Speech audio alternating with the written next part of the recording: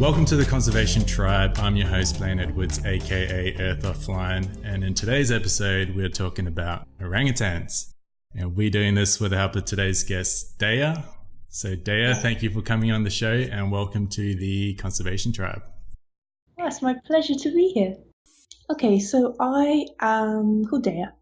I'm from the UK. I'm 24, a zoologist, and now wildlife filmmaker. And it's one of those things which, when people ask what do you do right now, having just finished up this master's in wildlife filmmaking, it's kind of all a bit over the place. You know, got these passions in one place and interests in another. But I would say that generally speaking, I'm an environmental and orangutan advocate. Environmental and orangutan advocate. I like that. If that makes, I mean, yeah, Admirable. Yeah, I mean, there's just combining a lot of things right now, so I feel like that's the most general way. But I mean, there's a few other things that I do. So there's a organization based actually in Australia called Orangutan Alliance, and I'm the UK correspondent for them. Mm-hmm. So probably a better correspondent if I can actually say the word. But hey, it's a hard word to say. Don't be so hard on yourself. Yeah, thanks. But no, at the moment, focusing more on film linked to orangutans. Okay, so you mentioned that you did your master's in wildlife filmmaking. Yeah. Okay, that's interesting. It was one of those things that I very much came from a science background, having studied zoology.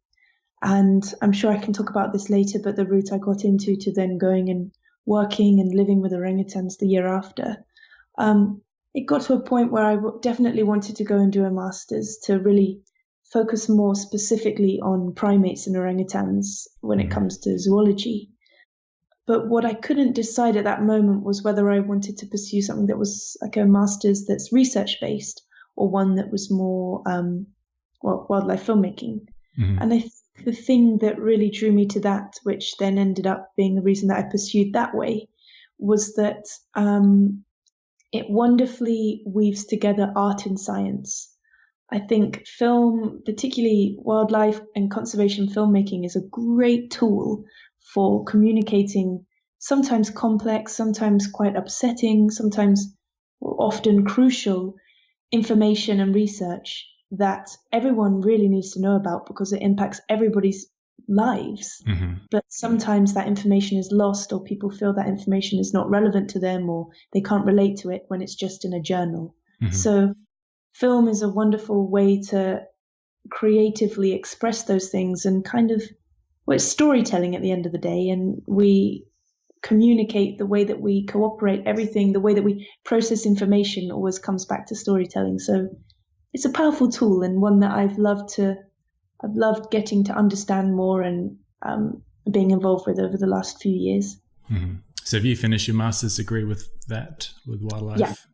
Yeah, I finished that at the end of last year, and then now I'm focusing more on a orangutan film. It's interesting you say the intersection of art and conservation, because in my 2 episodes ago, I did an episode with Pooja, who's a multimedia artist, and her work is heavily linked with conservation, and it's all about, storytelling and how important that is. And through her medium, she uses film, but she also uses painting, illustration. She uses the whole lot, really. But using those mediums to convey a meaningful scientific message.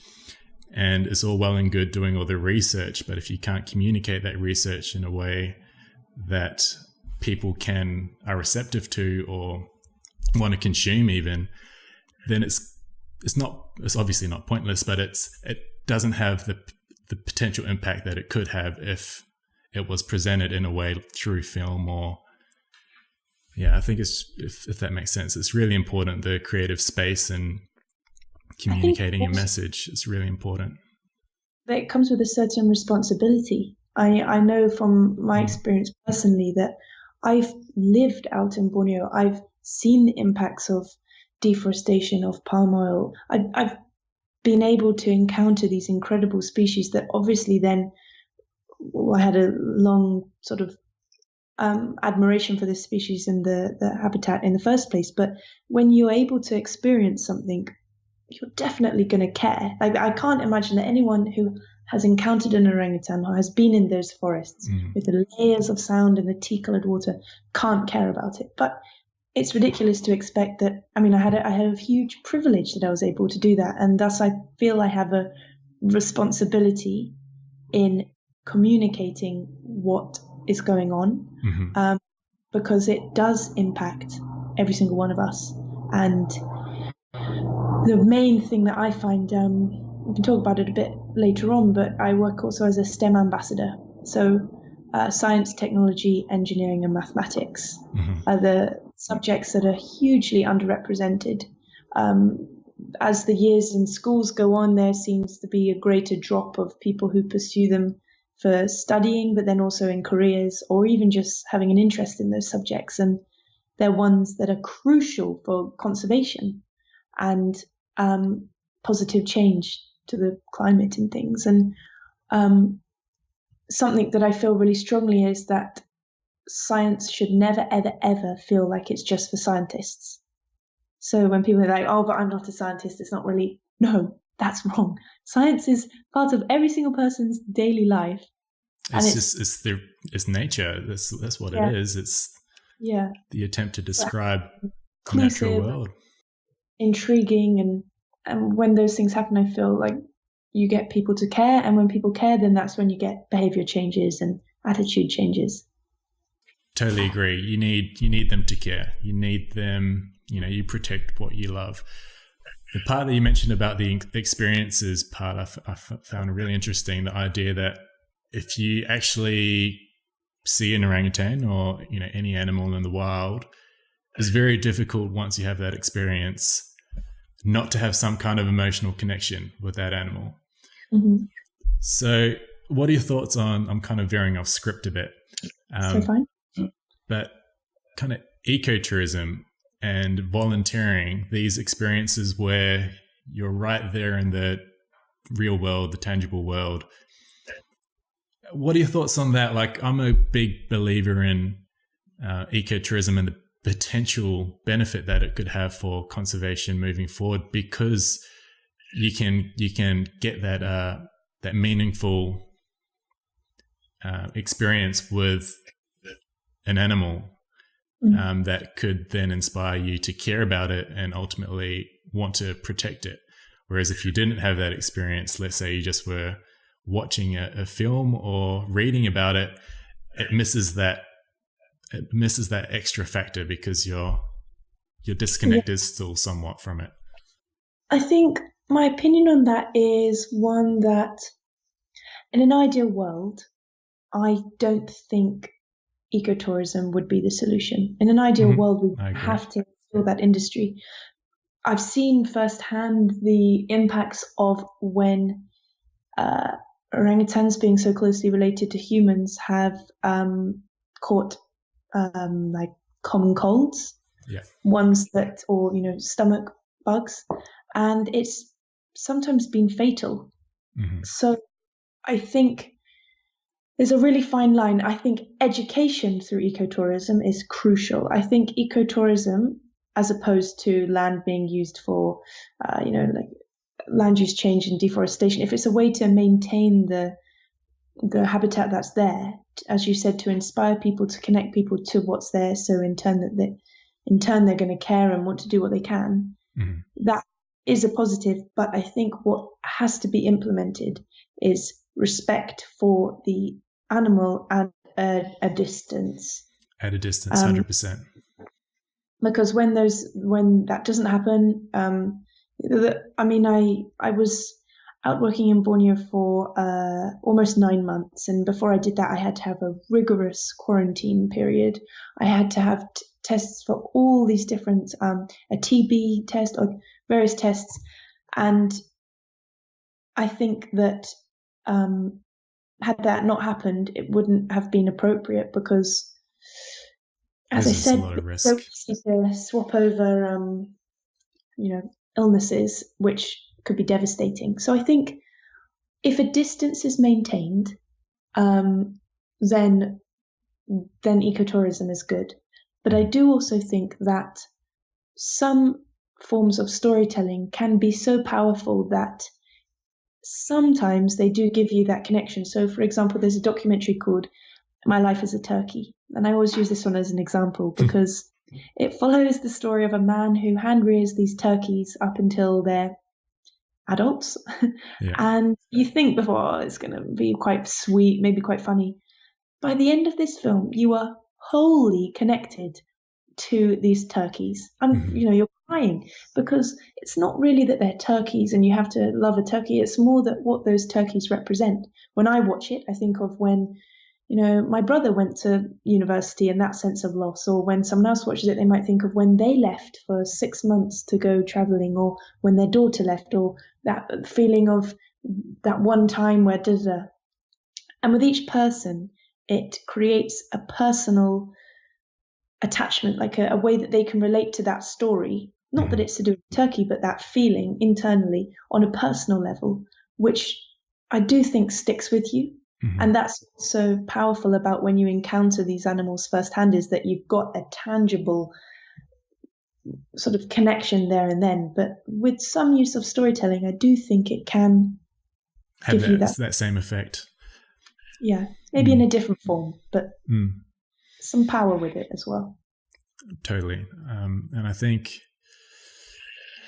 it's more important than ever now, telling a story that has value to the rest of the world as well. There's a lot of, through social media, we're just bombarded with all this information and stories, I guess, or more or less just information of things that, don't have a lot of substance to it. And I think that is the challenge of people like yourself and creatives that are involved in conservation or the environment or human rights and all those kind of fields, to kind of break through that noise through the power of storytelling to tell a story that's worth hearing. Yeah. So let's rewind a bit to orangutan conservation and kind of, was there a moment that inspired you was there a moment where you're like, this is what I want to do. I want to dedicate my life to conservation and orangutans. Was there a moment, or was it kind of like a gradual transition?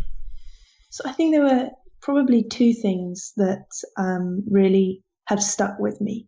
One that's been sort of a moment, and another was just a sequence of events that have happened over the years. So the first was, I've loved orangutans ever since I was about 6 or something. But there was a particular moment when I was younger where I heard the story of, though the pioneering woman was Brute Galdikas with orangutans, the other trimate, Jane Goodall, there was a story of when she was observing some orangutans in the wild, and the story went that there was an adult female up in a tree, and she misjudged her weight, which is quite rare, and the tree couldn't support her weight and crashed down, and she fell from quite some height down to the ground.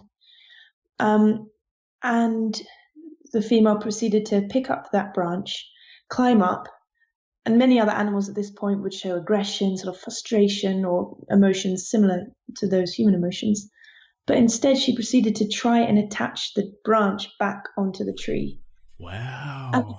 And that just sums up orangutans so well. They're so in harmony with their environment. They're so generally so calm. I mean, in the Dayak indigenous people of Kalimantan, which is Indonesian Borneo, were totally, they believe that orangutans can speak. They can talk. They can understand, but they choose not to because fear of being enslaved or having to be put to work. And I mean, I understand totally, us humans, or they?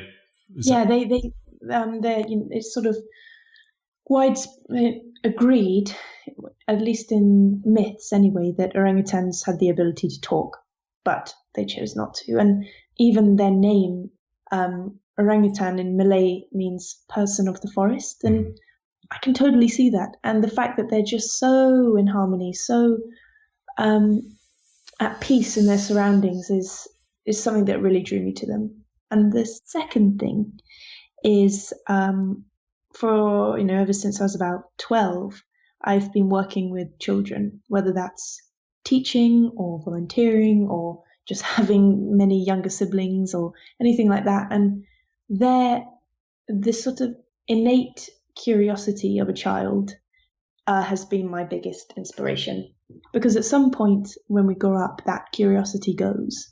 And I think that's the biggest loss and one of the biggest things that we're missing out on with conservation. Because if you don't have curiosity, it's very hard to be interested in I don't know, I feel like curiosity is so key when thinking about the world around us, asking questions. And I listened to an amazing podcast about someone that was speaking about this and how things can shift from fear, for example, sharks, being scared of sharks, to then being curious about them. And then by looking at certain patterns on a shark, it then linked to some, I'm probably going to say it wrong, I can't remember, but basically what I'm trying to say is curiosity, I believe, is so important, and it's the reason why I pursued science, because it's nice to look around and know why certain things are the way they are, why orangutans do that, why is it that this or that and this and that. And I try in anything I do to retain that curiosity, particularly among children and teenagers and young adults, but also every age group. It's so essential that we have that curiosity. And so I think those two things are the big thing that inspired me with pursuing a science degree and then focusing more on orangutans and wildlife conservation. Mm-hmm. So that story of that orangutan falling out of that tree because of the branch breaking, and then that is remarkable. Yeah. That's next level harmony with the natural environment. I've got a lot of stories like that. Yeah, I bet you do. So that, and then that curiosity. Yeah. I think that's super important because I'm a big believer in deep thinking. I love to just think. But I think it's important, and that goes hand in hand with curiosity. If you're curious, you start to think about things more. And it's hard not to be curious about the natural world or just everything around us if you have a bit of an open mind, because there's just so many things to be curious about. It's a crazy world out there, and we kind of block ourselves off from a lot of questions and a lot of experiences and thoughts because, I don't know, we're probably so set in how we should be operating our lives and the system and all that kind of stuff. So the orangutan species, so the Tapanuli orangutan, when people think of orangutans, usually they think of the Bornean and Sumatran species, but there's actually a third species. Yeah. Can you talk about that and kind of maybe how that was discovered and how they maybe differ from the other two species?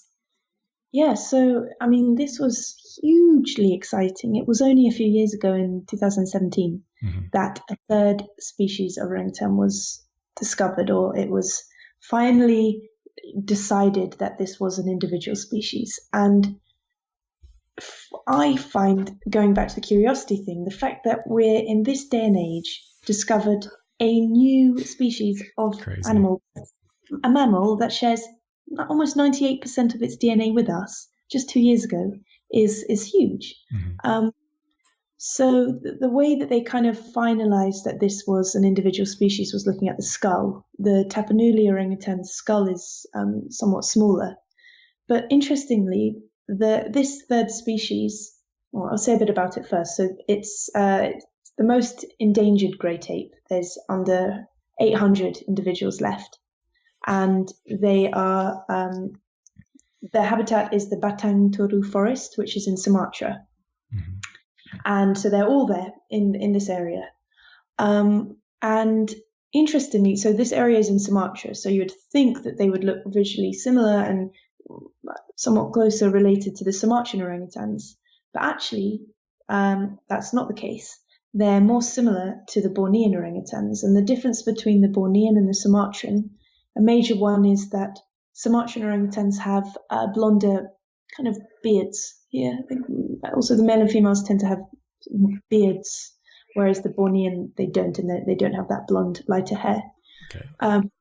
Another interesting difference between the species is that in Borneo, where I lived, the Bornean orangutans don't really have any threats. I mean, you've got pit vipers and other snakes, but generally speaking, there's a lot less that threatens them in terms of predators. And in terms of non-humans. Yeah, of course. Yeah, that's a good point. Humans who are creating catastrophic damage, not just indirectly, but directly as well, with horrible, a number of bullets. Like, we'll get onto that later. Yeah. Apart from humans, there are some bears, but they kind of keep their own distance. Apart from snakes, Bornean orangutans can come to the ground, and whereas Tapanuli orangutans, they have the Sumatran tiger, so they don't come to the ground. And a group of researchers was studying the Tapanuli orangutans, and for 3,000 hours, the Tapanuli orangutans didn't come to the ground once. Whereas the Bornean orangutans, the ones that I was studying, the males, after a certain age, they get so big, the cheek padder dominant males, that they often are seen walking along the forest floor. And there's actually Dayak stories which say that they turn into ghosts because they can no longer support themselves in the trees, so they're just seen walking for miles and miles and miles on the forest floor, and their long hair on their arms gets all dreadlocked together and starts sort of, I don't know, I've always wanted to see that. It's quite an sort of a mysterious time, kind of quite elusive at that age. But yeah, so it was an interesting thing as well geologically because of the Tapanuli orangutans looking more similar to the Bornean.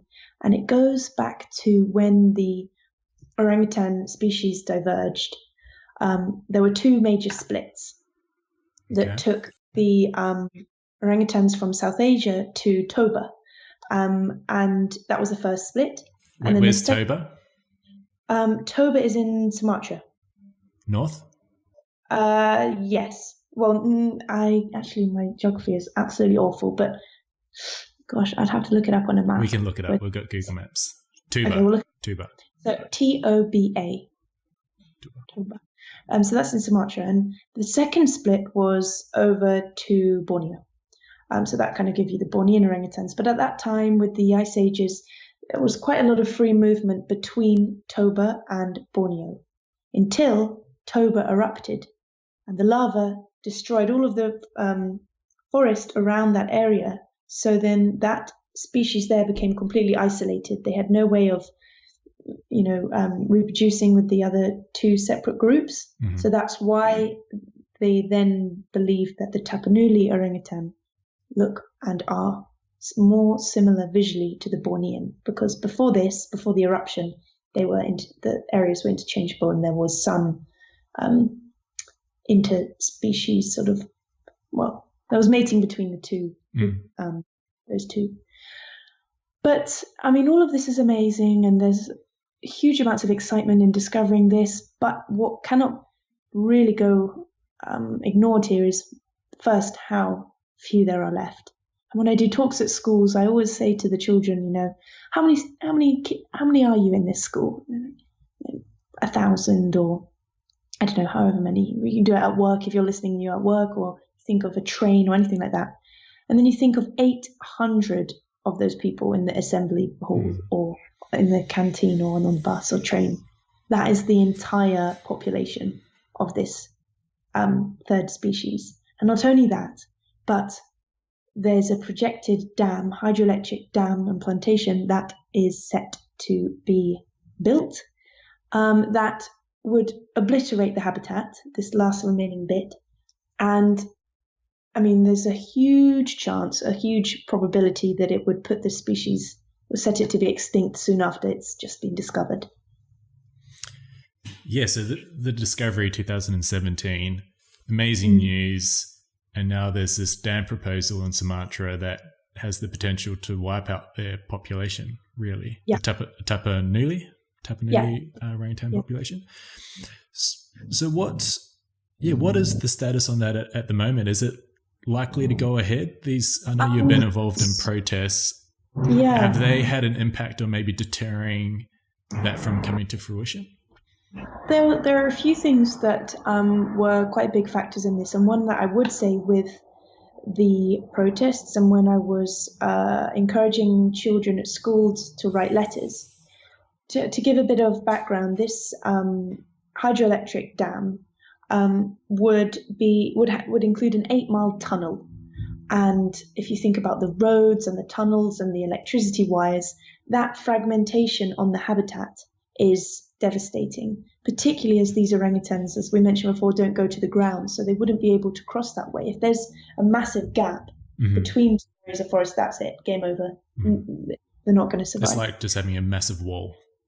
Yeah, exactly. A road in this equivalent is the equivalent of a wall. Yeah. So an enclosure. It's an enclosure. Yeah. And but the thing that I found quite interesting about this is, aside from looking at the orangutans, there are a lot of problems with this proposed dam. Firstly, there were reports that signatures were actually forged for this dam to go ahead. Secondly, there are huge risks of flooding from this hydroelectric dam later down in the course of this river, which would be devastating for the people that live and use this river nearby. And also, it would halt the migration of a fish. There's a really vital fish called the jurong fish. The jurong fish.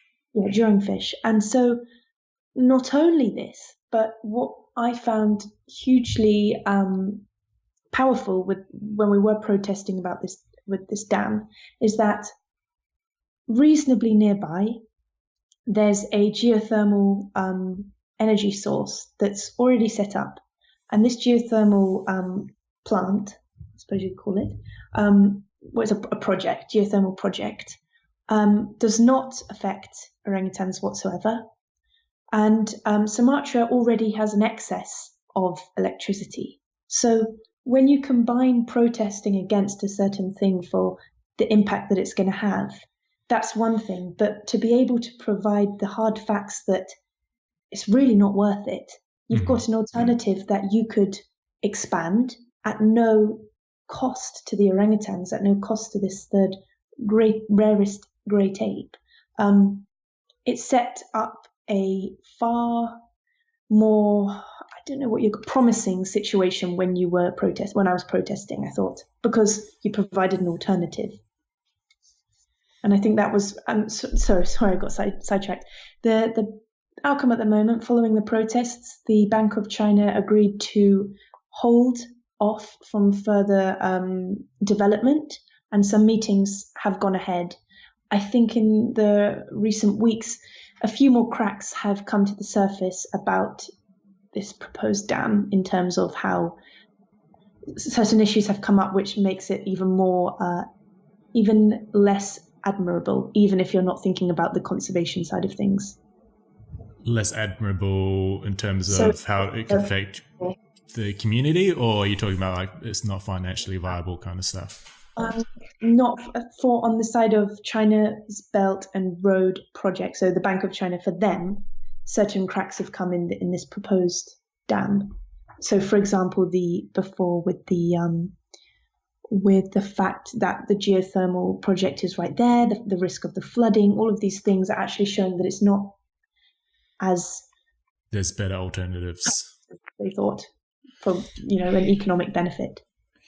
Yeah, which is what it boils down to, really. So that's probably the biggest bargaining chip that you have, is trying to convince them that they'll earn more money by going down a different route. Yeah, and I think it's a thing that's personally come up time and time again when you consider palm oil and you consider many different things linked to conservation. It is really important. One thing is getting people aware of an issue and getting people feeling it and wanting to do something. But it's also so important to provide a solution. And that is what I rack my brains over and over and over with, because Very good point. even with filmmaking, people watch a film and they're crying or they're so moved by it and they want to know what they can do. But What now? with palm oil, it's always this somewhat nebulous topic. It's not like plastic where you take a reusable coffee cup with you in the day, and using that, you have now had 365 less coffee cups into the ocean, or into the environment. With palm oil, it's more complex. There are more layers of there's more to it. It's not as clear cut. And I think that when you do address these things, if you can provide an alternative or a solution like this with the development of the geothermal project instead, that's huge.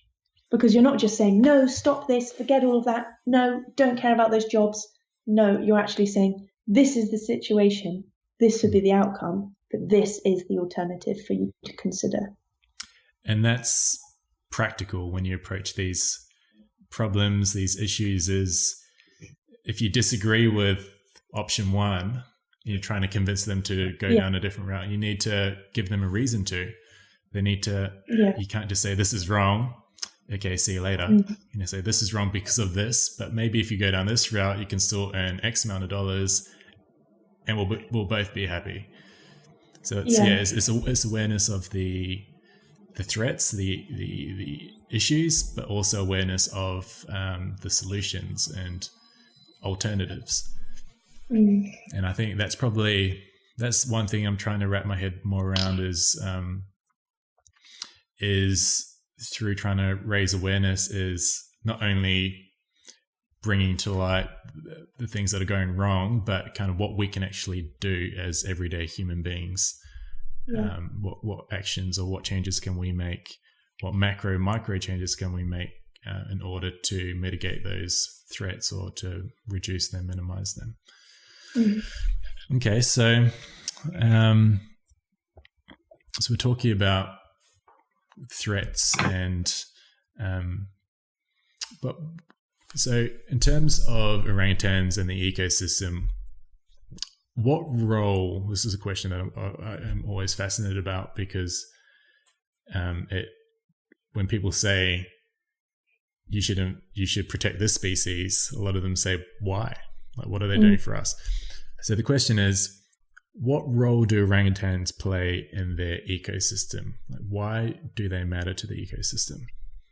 So the two major things that I think about when it comes to orangutans and the ecosystem are the following.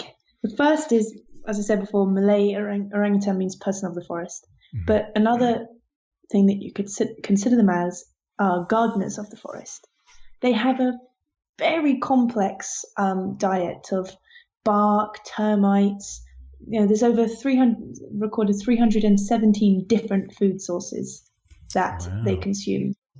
And in doing so, they have crazy amounts of knowledge of particular fruiting trees at certain times, the where these are located, and they are the key seed dispersers of the forest, from consuming the fruits and then basically the seeds being dispersed in their feces. But that's crucial for the survival and of the forest, which then in turn provides, photosynthesizes and provides the oxygen that we breathe. And the second thing that they do, the second major thing, is that every night orangutans, they're arboreal, so they spend the majority of the time up in the trees, unlike gorillas and chimpanzees and bonobos. And in doing so, they create a new nest to sleep in every night. So this isn't just a mismatch, sort of like a crazy bunch of twigs. This is a carefully weaved together nest that has bent twigs, which in the dense canopy of a tropical forest, for example, in Borneo, sunlight very, very, very rarely penetrates through the canopy. So by orangutans, every night, making a new nest, they've broken branches, which allows sunlight to come penetrate. And photosynth and sort of allow the young leaves and the young shoots to grow and develop. And I have a friend called Annie, who's a marine biologist and a filmmaker as well, and she told me this statistic that I think is particularly powerful. If you take 2 breaths right now, 2 deep breaths, the first of those comes from the ocean, and the second comes from forests. So Nice. It couldn't be more crucial. Orangutans are part of the very fabric of our lives, really, and our survival. We'd be holding our breath without them. Yeah, everything is so interlinked that it's yeah. So I'd say those are the major things, the roles they play in the ecosystems that they're in. It's fascinating. I think it's important kind of breaking it down into those kind of things so people can process, because people naturally, instinctively, I think, are aware that, you know, there's value in all these organisms that are in these ecosystems, but it's not always clear kind of what it is, like what role do they play. They're building the nest. So they build these nests every day. Yeah, they build them at sort of as the sun is going down. And a new one every single day. And the young. Why don't they reuse them? Is that because they move around? I think that generally, I've made my own sort of ideas about this. I'm sure there'll be papers about it, but I think health-wise, like, you don't risk of spreading parasites. Also, just the strength of it will probably be stronger on the first night, particularly as in the rainy season with the rain and things. So, yeah, there's a new one made every single day. And sometimes the males, if they're following a female, particularly a large dominant male, sometimes can be more of a sort of rushed effort. But generally speaking, these are you could sit in one and it would support your weight. I could sit in one, but they make a new one every day. And it's very interesting watching the young make play nests that then later they will learn how to make proper ones. So just trying to visualize this nest. So is it just you could visualize it as just a big bird nest that's kind of resting on a branch in a tree, or is it different? Is it a different kind of nest? Unlike bird nests where twigs are brought to the site, this is at the top, usually when 2 branches join, you know, like if you saw the shape of a Y, where these 2 branches join at the bottom, then all of the branches around it are broken at right angles, so certain angles, there's a variety of angles, and then kind of weaved between each other to make it like a nest like that, if that makes sense. I think so. So the branches all come from that area, that particular, if this is a tree trunk here, in the shape of a Y, and you imagine where 2 branches join, that joint is the base of the nest, the location of the base of the nest, and then all of the branches that are coming up from around that get bent at certain angles so that they weave all around to form a cup nest like that. I see. Well, and they do that every single day. Yeah. That's they sort of rise, sunrise, and sleep for sunset. Quite a nice time. Mm-hmm. How big do they get? Well, this big? You know, again, not like chimpanzees, but with one of the fascinating things about orangutans is the difference. I find orangutans fascinating because they have a thing called, I'm probably going to say this wrong, bimaturism, which basically means adult male and females, sub-adults, males and females, look very similar. But then males go through this transformation, which varies with different ages of males, where they grow about 3 times the size. They turn into sort of a hulk, I suppose you could say. They grow these flanges, these cheek pads that come out like this throat pouch. They just quadruple their strength, and they then are the dominant male of that area. They do the long calls, and they're the ones that, with that dominance, tend to mate with the females as they go around. They have a sort of, what would you call it? A range of about 2 kilometer radius. But there's no set age where they turn into these dominant males with the cheek pads. It really depends on the environment. And there's a lot of research that's going into it now to look at what these specific triggers are. So if I were to be able to show a photo of a subadult male, he could look quite similar to a female. Mm-hmm. But then at some point, they completely transform into these large flanged males. And so they, I would say, standing bipedally, they're about no taller than you or me, but their arms when stretched out are so long. And when you're surrounded by, when you're near a male dominant flanged male, I mean, even though they're maybe shorter than you, with the hair that comes down, with their massive body and the knowledge that they could, at a snap of their wrist, break your neck. The canines are almost the size of lions. They have a strength of a bite that's 4 times the strength of a lion's. Like all these things. I mean, just looking at their hand, the muscles they have in each digit just blows my mind. So they may not be bigger in terms of like tallness, but in presence, physical presence, they're big. They are big. So it's crazy. So that change from kind of a normal sub-adult to where they grow. What do you call those? So a cheek padder. You can call them a cheek padder, or the things that they have in their face. Those cheek pads. The word is flange. Flange.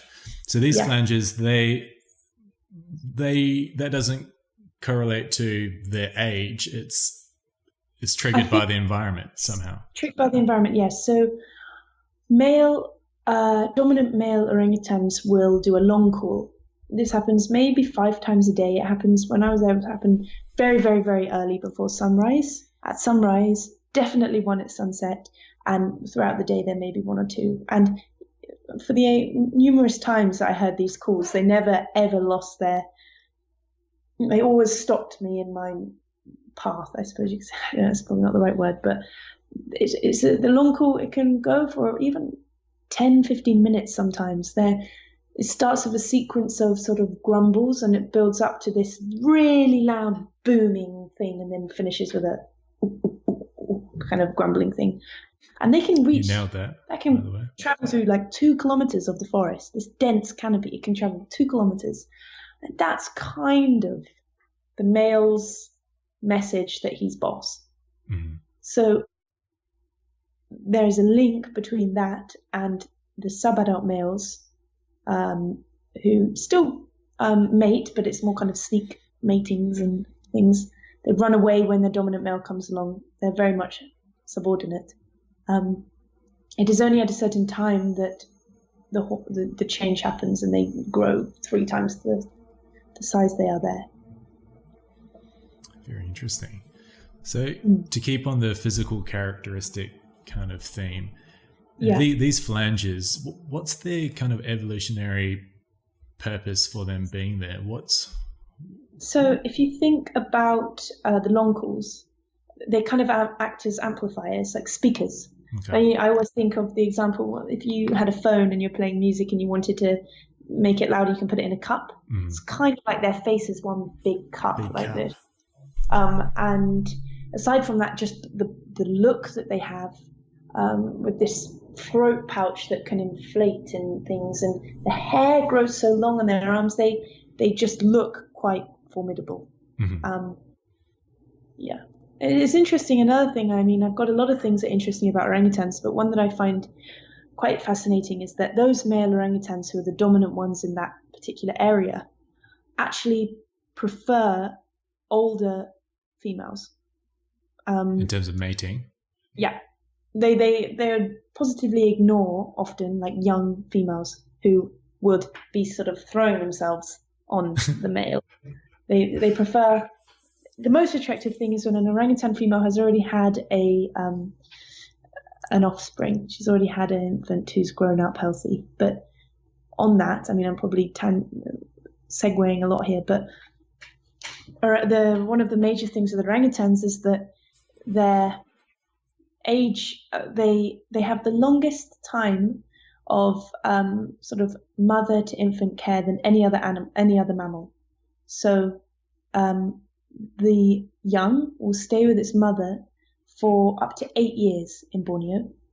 For the first 5 or so years, never ever leaving its mother's body. Wow. Not even. It would just learn how to move in conjunction with slight movements of the mother. It will then move, and it will not leave the mother's body for the first 5 years of its life. So that poses difficulty when it's a struggle with this long sort of life stage, because they don't have offspring very often, maybe once every 10 years. Mm-hmm. So these, the loss of population, that impact is amplified because the reproduction rate is lower. Yes, but I would say orangutans, as a species, 3 species, that's not the major issue. From my experience, it's not that the species is, it's not that the individuals are struggling, it's that there's just no space. Mm-hmm. There's nowhere, particularly when you think of these male orangutans, that when 2 dominant males come into contact, they'll fight. You can't have them in a close proximity. Each one needs their own 2 or so kilometer distance. So as the land is getting reduced and fragmented with palm oil and pulp and paper, there's nowhere to translocate or release these male orangutans. I think that it's not that the species is not really linked as much to the long life caring stage with the mother and the infant. It's more linked to the fact that there's just nowhere. But I mean, the fact that that reproduction thing is there's more time in between. Yeah. When the population decreases, it's like it'd be harder for them, because unlike another species where they just reproduce every, I don't know, a couple of years or so, there's 8 years in between. That's one thing about the palm oil. When I went to Borneo a couple of years ago with my mum, she's always loved orangutans, and that's been her thing, is wanting to go to Borneo and see them in the wild. So when my girlfriend and I were traveling around Southeast Asia back in 2017, she had to come back to Australia to do a uni exam. So when she was there for 3 weeks, my mum came over to Borneo, and we, the Malaysia part of Borneo, so at the top. Mm-hmm. And that was an incredible experience. But just the palm oil plantations and how that is bloody everywhere. And you drive down a road and you see them, and then you wake up and then they're still next to you out the window. It's just as far as the eye can see. I know, it's devastating, and the weird, for me, this one of the freakiest parts is we used to have to drive through for 6-7 hours a palm oil plantation, and we'd get out. Sometimes people need to have a wee or something, and it was just silent. There's no noise, nothing, because there's nothing. There's an occasional rat or snake. There's nothing. And it's just so weird that you can be in an area that has trees, there's no building, or there's the mills and everything, but it's eerily quiet. And then you just see like a last bit of the peatland swamp forest, it's devastating. So on those conservation threats, can you outline kind of what the main ones are? So habitat loss, what are those threats? For orangutans, the major threats are palm oil plantations and pulp and paper. And the threats here is that in order to grow this oil, the oil palm, the peatland swamp forests, the area, the habitat for these orangutans and the countless other species has to get cut down or burned down to then create the space to grow this oil palm. I'll get onto that whole problem of burning in a second, because that's a huge problem, not just for them, but for us. But another problem is that once the land is taken, these orangutans, which are now become sort of, their homes have been taken from them. they then appear as pests because there's nowhere for them to go. So they go to the villages. They're desperate for food, and that's when people react badly. That's when we've seen in the news these horrific incidences of orangutans that have been shot in the head 12 times or something like that. Another problem that they face is the pet trade that's still going on, where infants will be pulled off their mothers. Often, if the mother has been killed, the infant will be taken as a pet on the illegal pet trade, or taken and sold for in zoos or circuses. That still happens. There were some that were rescued from Thai boxing and things like that. Others that have had horrific stories. I remember going to a talk by Ian Singleton, who leads up at Sumatra and SOCP. There was one that had been in a crate no bigger than its body for 30 years. What? Fed through a small hole. So, I mean, there are devastating stories, horrific things, but it's mainly habitat loss, habitat fragmentation due to palm oil, but also pulp and paper and viscose. The material that's in mainly in fast fashion rayon. In order to get viscose, you dissolve pulp, which comes from wood. So that's another thing that we just don't really know about, is that viscose that's not sustainably sourced is also contributing to this. And the other thing that I'd say that's coming out now more than ever, it's still kind of new, so I'm refraining from saying too much about it. But the reality that Jakarta, the capital of Indonesia, is sinking. So there's going to have to, I won't say too much, but they will have to relocate Jakarta and all those people to another area in Indonesia as the capital sinks, and those billions of people need to be relocated to an area which is a bit worrying. That's a massive concern. Yeah.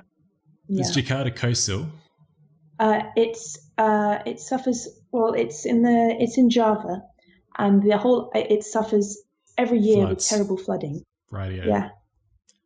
So nothing's been set in stone as to where the new Jakarta will be, but that seems like a very complex. Yeah. It'll be a very complex process. Yeah. There's a few proposed places, but until I know more, I probably will refrain from saying things. Totally. Fake news. No, not fake news. I mean, it is thinking. It is literally thinking. That is hard facts, but where the new Jakarta will be, it's not set in stone just yet. But wherever that is, I don't know. I mean, that's a big issue. Yeah, particularly if it's in an area where there's land forests. Clearing, forests. Yeah. Wow, that's crazy. Having to locate the capital of Indonesia. Yeah, I know. It's a big thing. Big thing. So the palm oil plantation. So why is it such a bad thing for orangutans in the larger ecosystem? Is it purely just the deforestation? That is what it is, right? That's why it's a bad thing. So probably I should say first is that it's an important thing to remember that palm oil is ironically an efficient oil. It takes up 10 times less land than other oil alternatives, but that is not the only thing to go by, and it's not sustainable in my eyes. One of the major problems with palm oil is the way that it is initially, well, as we said before, in order to create an area for a palm oil plantation, slash and burn fires happen to burn down this primary forest. And it's not even that deforestation that, even if you're not thinking about the orangutans, even if it's not that causes you to want to do something, even if it's not the deforestation. The problem is that often this habitat where they make where the palm oil plantations are set to be developed is on peatland swamp, and so peat, when all of the matter falls in a forest, it doesn't decompose. It just builds up and up and up and up and up, and the pressure pushes it down to create this peat that can be 5-6 meters deep. And when the slash and burn fires happen, that peat catches on fire for hours at a time. And that peat itself is like a store of tons of carbon. I mean, tons. And when the fires hit it, all of that carbon is then released into the atmosphere.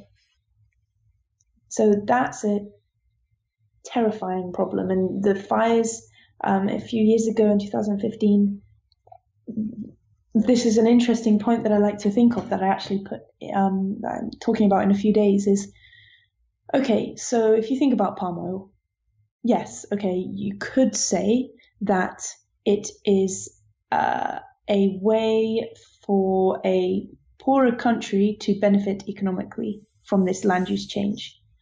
But that's so short-sighted, because if you take the fires, for example, that cost the Indonesian Borneo, it cost Indonesian Borneo something like, wait, I've got it written down how much it cost. It cost $16 billion, the effects of that fire. $16 billion. And I don't like comparing things to GDP, because I think it's not the right calibration, but it was 1.8% of the GDP. So if you think that if we consider palm oil to be something that will benefit some, a country and economy, it's not black and white like that. It's so short-sighted to consider it like that. And when, that's what I'm trying to get at, really.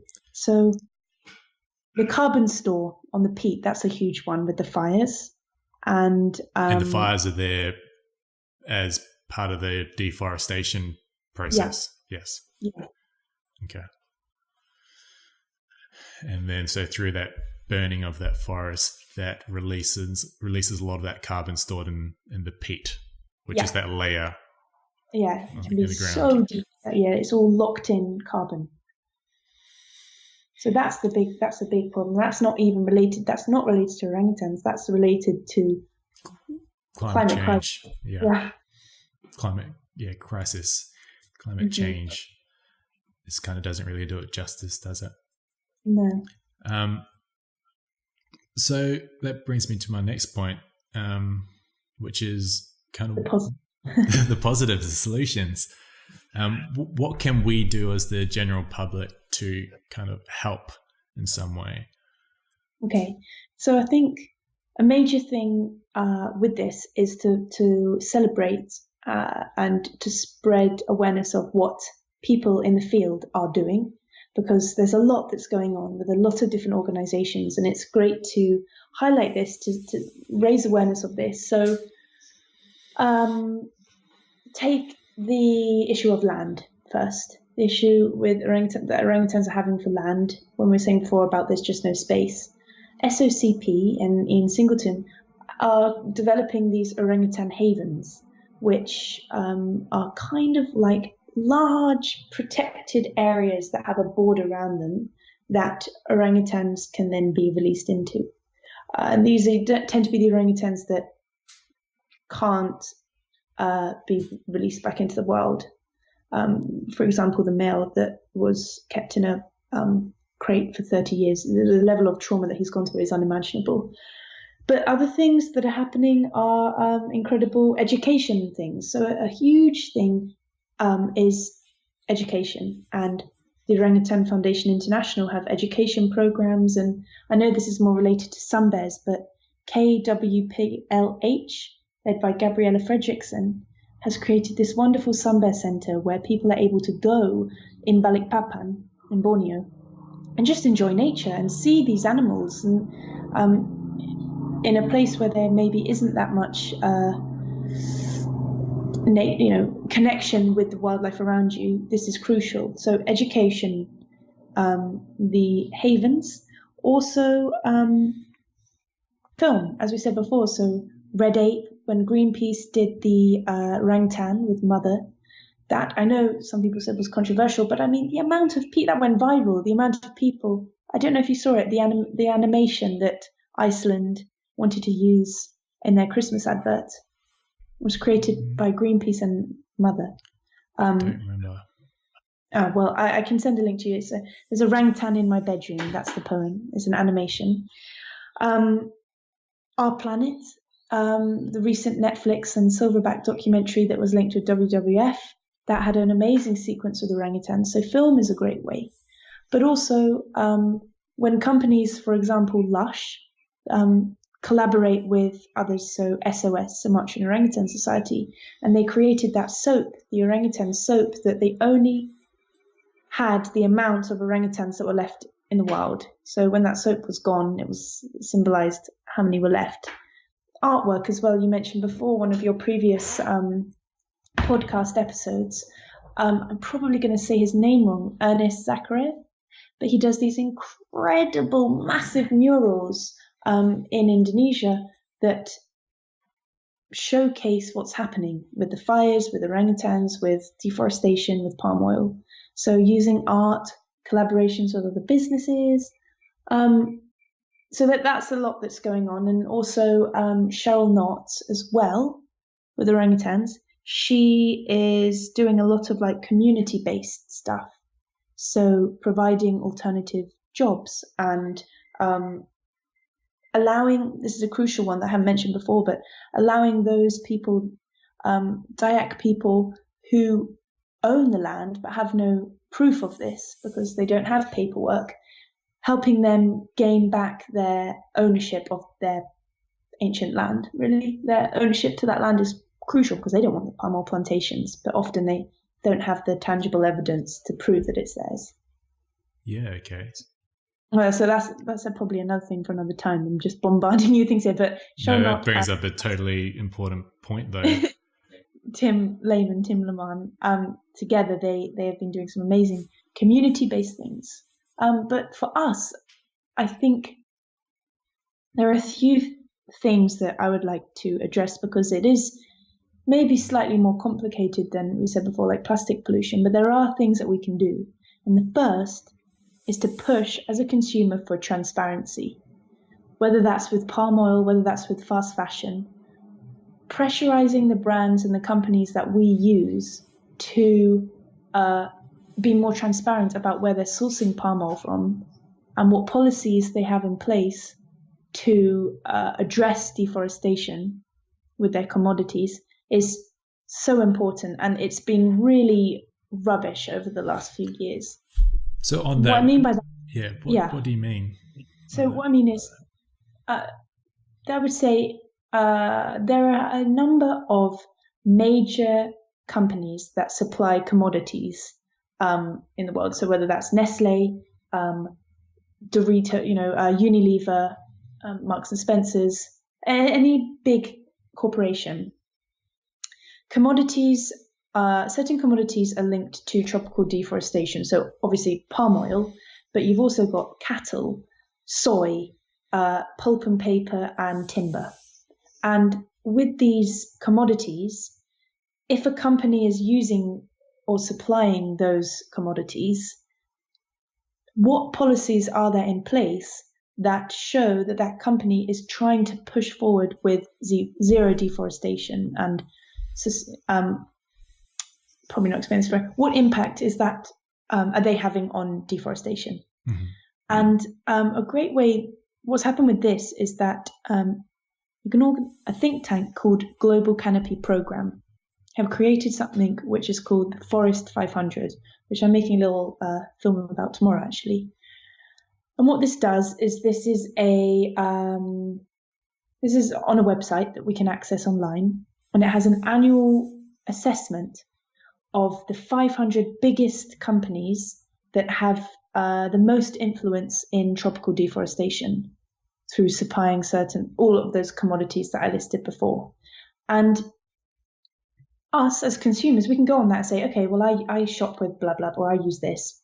And it ranks them with 5 different rankings on how they're addressing deforestation that they're linked to, that they're responsible for. So it really calls them out on these things, and we can see how they're doing.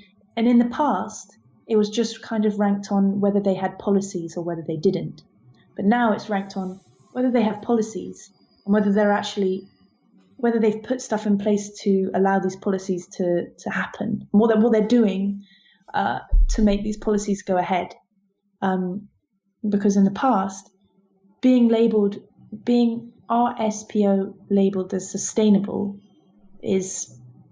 has many cracks in it, because there was no proof that these policies were actually being put in place with sort of time-bound commitments and things.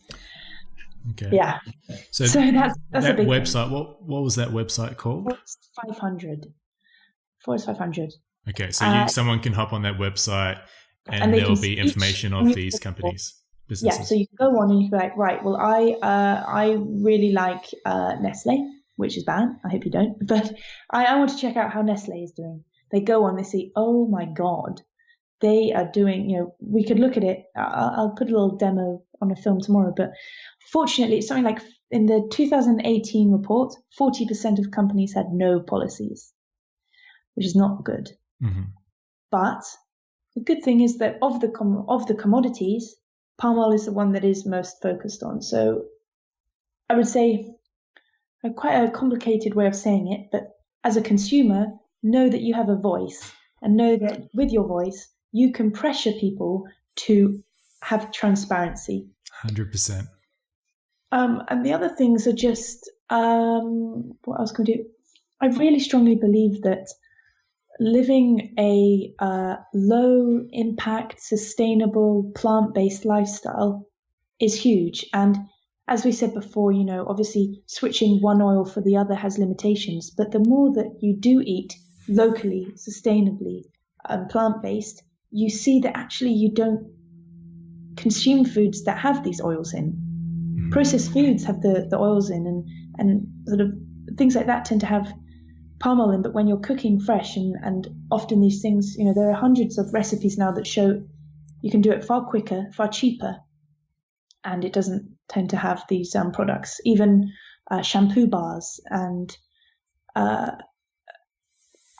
like more eco-friendly clothes washes. Mm-hmm. These things don't have. I'm going for more of a holistic approach to things. You cut which is the right approach. Yes. Long term. Yes, and you're cutting out palm oil, and you're not even substituting it for another oil that the argument is takes up more land. You're just cutting it out, and it's not even feeling like you're boycotting it. You're just, through changing your lifestyle in these little shifts, it's benefiting the environment, it's benefiting orangutans, but it's also benefiting your health. Palm oil is not good for us. It's really not good for us. So I think, yes, your lifestyle plays a huge role, and every one of us can do something about that. And spreading the word, using social media in positive ways, creating little films with your phone. You can get free editing apps. We've seen the power of these films and these animations, and spreading the word and connecting with people on recipes and things to do is a really powerful way. We have the information in a click of our hand on Ecosia rather than Google search. And yeah, to feel empowered, not deflated. That point that you touched on with kind of acknowledging that we have a voice, I think is critical, because I saw a meme the other day. It was about plastic pollution in the oceans, and it said me kind of using a single-use plastic. Oh no, what does it say? So there's a meme, and it said, my action doesn't matter, my individual action doesn't matter, says 8 billion people. Something along those lines. But the whole idea is there's this... just one straw said... that was it. It was just one straw says 8 billion people. Yeah. And it's this mentality that, my individual action has no power. There's no substance to it. But people don't are not aware that, you know, every individual action doesn't act in isolation. There's a ripple-on effect. And well, I think it's even just looking in the UK now, the amount of restaurants that have at least one vegan option, the success of the Extinction Rebellion, peaceful protests in the UK and Ireland announcing a climate crisis, the fact that the protests about the Tapanuli orangutan pressured the Bank of China to halt the development. I mean, the letters that every child, every one of them wrote was read. And I think that, as you said, everyone plays a role, everyone has a voice, so use that voice well and find the things that people connect to. If it's not the orangutans, think of the air that you breathe and you want your children to breathe. It's about, everything is so interlinked that we've become into this fast demand lifestyle where we expect a meal to be cooked in the microwave in 4 seconds. Not 4 seconds, probably takes longer, but yes, that's going to have it's just quick. Not going to be good for your health. But there are heaps of things that I'm still learning from the internet, from books, from friends about tips and tricks for low impact, more sustainable lifestyle. And it's all there. The information's there for us to learn, and for it's a community feel. We just got to give it a go. We do have to give it a go. And we as consumers have the power, and all these businesses, when it boils down to it, in essence, they all operate off supply and demand. So when we purchase a product or a service that has a unethical process, we are effectively demanding those businesses involved to continue to supply that product to us. So if we choose to reject that product, over time, the supply will decrease because the demand is decreased. So, it's not always easy to see how these small actions, kind of the impact that it's having, but we need to kind of consider a time frame, and these changes take time. And it's not like you'll wake up tomorrow morning and all the plastic's got to be out of the ocean, or palm oil plantations are non-existent. It's a gradual process, but it comes down to us as consumers choosing wisely and rejecting the things that are bad for our planet, and pressurizing those in power to prioritize conservation and biodiversity. Because until that's a priority, how do you pressurize that? How do you do that?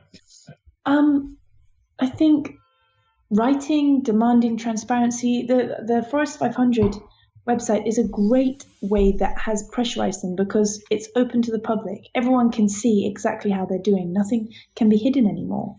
And I think that the more that we pressurize them in forms of communication, the more they can't ignore it, I'd say. There was something else I was going to say on that matter. Two slightly less specific things, but I really think people should, as much as they can, to push those STEM subjects for the younger generations to carry on with science and technology and engineering and mathematics, because that's so crucial.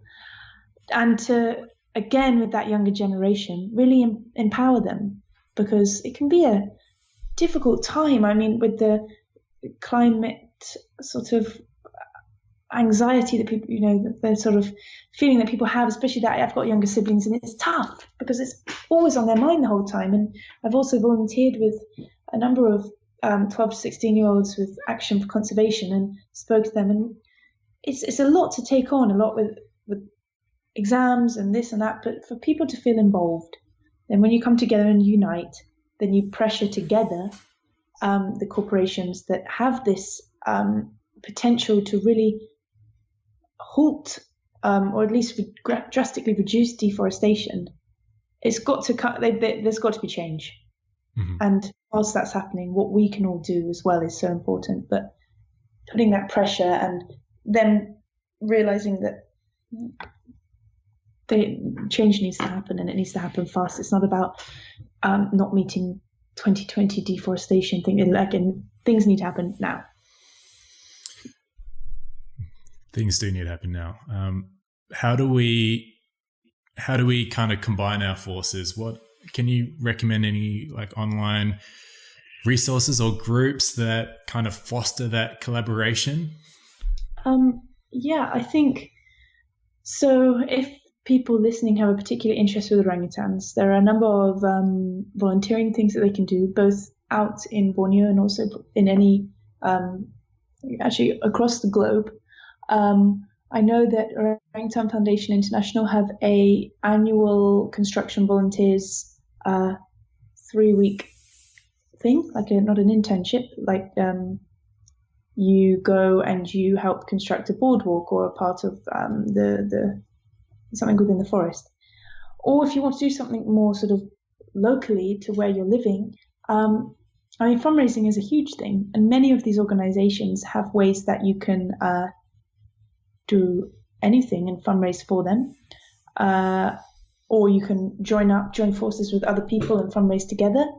I mean, there are a number of groups that people can join. Extinction Rebellion, they have them in many, many different countries, and that comes together, and you can be more focused on the science things and biodiversity issues rather than, you don't have to always do the activism. There are many different avenues of Extinction Rebellion, and just keeping the conversations going, really, like striking conversations, making content, organizing talks, going to talks, emailing people who are like, often people will get back to you. I know, particularly within filmmaking, many of the people in production that I've always been in awe of their work, they'll meet you for a coffee. Just got to keep trying. I would say within each place, find like sustainability groups. Volunteering as well is huge. I found the trajectory that I've been on now, from loving orangutans to having a career, and for the last few years really honing in on also looking at it professionally, all stem from volunteering. Those years ago. I like that without a shadow of doubt. That's how I've got to where I've got to now. So I can't recommend volunteering enough. And if there isn't a group available, make one, I'd say. Yeah. That's a very good point. We live in this internet age where we have that power. We can create a group on Facebook, on Instagram, on any social platform, and we can start reaching out to people and trying to harness that power. We can literally do that now. And the two, so I just remembered two other, so the ones that I'm involved with, just if this helps. So there's Ape Alliance, run by Ian Redmond. So Ape Alliance is based in Bristol, but that's worldwide. And that focuses on all of the great apes. That's who I did the Tapanuli protest with. And there are multiple talks that happen. That's a really great one to look up. And they also on the website show many different volunteering opportunities and ways you can get involved. And then Action for Conservation basically gets young adults engaged and involved with conservation. And then your local wildlife trust. I know in the UK they have many different wildlife trusts, but around the whole world there'll be different little groups. It's just about having a search, I'd say. Having a little... and finding one. What's your Google alternative? Search. Ecosia. So we just need to do a Ecosia search and find those groups. Choose with every search.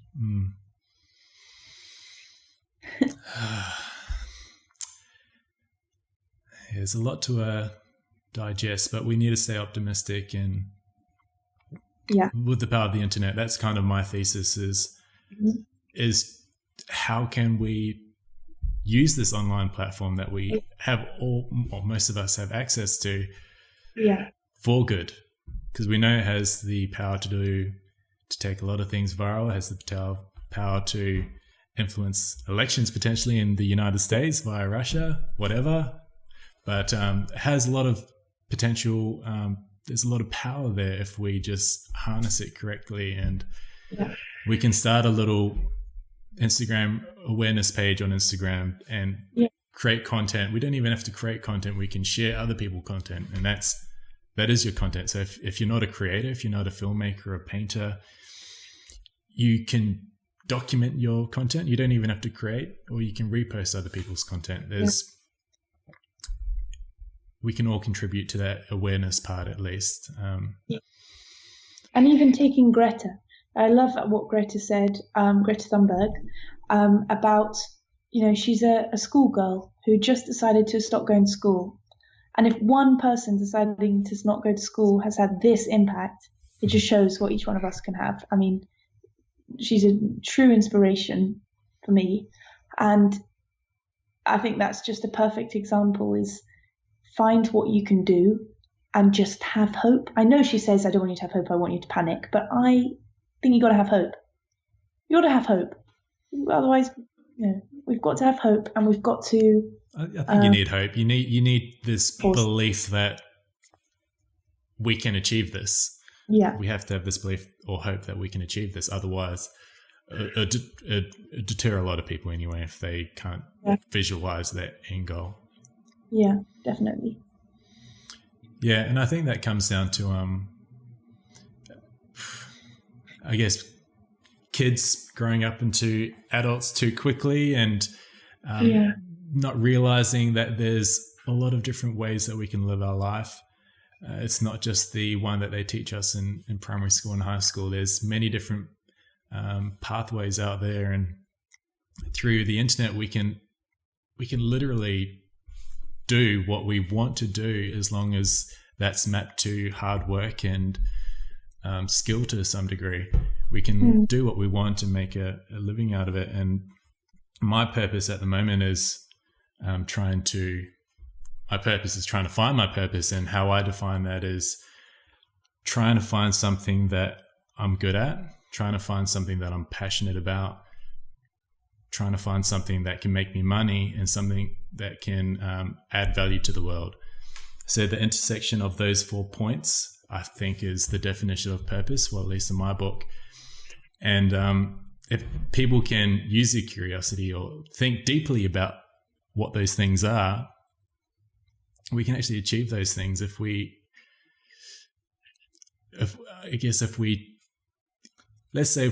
attempt to achieve that purpose and we're 35, 40, and we realize at that point maybe we got it wrong. You're 40 years old, you can do something else. Like it's still, like, people are deterred with the idea of failure and trying something new because of failure and how they feel they'll be perceived by other people. But it really doesn't matter. Like, you need to do what you feel is best for you and for the collective well-being of the planet, and just do it and keep doing it, keep trialing, experimenting and testing, and just keep doing it. And if you fail, that's just part of the journey, but just keep doing it.